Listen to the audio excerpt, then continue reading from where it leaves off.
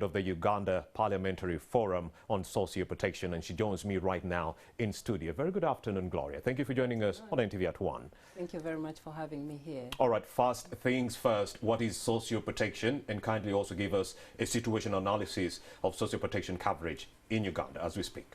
Well, social protection, really, we are looking at those interventions that help protect Ugandans or everyone from vulnerabilities like poverty, from shocks like COVID-19 that we had, like someone have something to fall back when such shocks hit. Indeed. So really that is what social protection is, and it is both government and private interventions. Indeed. So in this country, really, we're just very, we have a very low coverage when it comes to social protection at about 6.2%. 6.2%. Of like, I mean, yeah, it's very shocking like that. So you and me actually are very vulnerable. If you're hit by a border the next day, well, you and me can tell me what would happen. More than 90% are not covered in this country. More than 90% are not covered under social protection, which is very, very shocking. What are the available proposals to increase this social protection coverage for my people? Well, because we are looking at how do we ensure that Ugandans are covered from the time they are born to the time they actually die.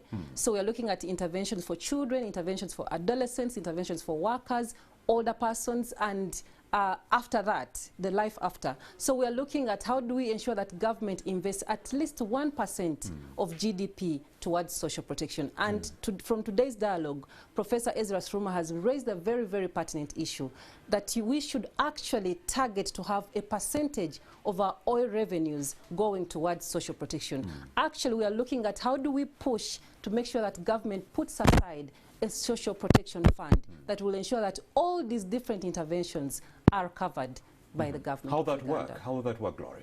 Of course, right now we still have a bit of legal challenges, but as a parliamentary forum, we work with legislators that are in charge of legislation and budget appropriation. So all we need to do, because his proposal, Professor Sruma, is that we should actually push for a referendum so that Ugandans can determine how do they want the oil resources spent.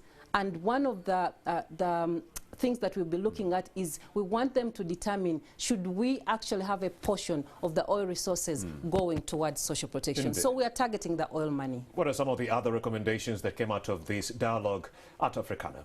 Of course, right now we're looking at how do we ensure that social protection is comprehensive. Indeed. We've been talking about social protection in terms of the senior citizens grant stage, but vulnerability is beyond older persons. Vulnerability is children, we have vulnerability, persons with disabilities, we have vulnerable people among the working population, the informal sector. So how do we ensure that we have a comprehensive system? The informal sector, which actually makes up 90% of the labor force within the country. How are we going to tap into that? Almost every Uganda. How do we ensure that we actually put in place interventions that these people can tap into as the informal sector? So make this available. Gloria Nakajubi, head of the Uganda Parliamentary Forum on Socio Protection. Many thanks for having made the time to speak to my dear people on this very pertinent subject. 9.3% social protection. That is really, really, you know, 6.2%. a drop in the ocean.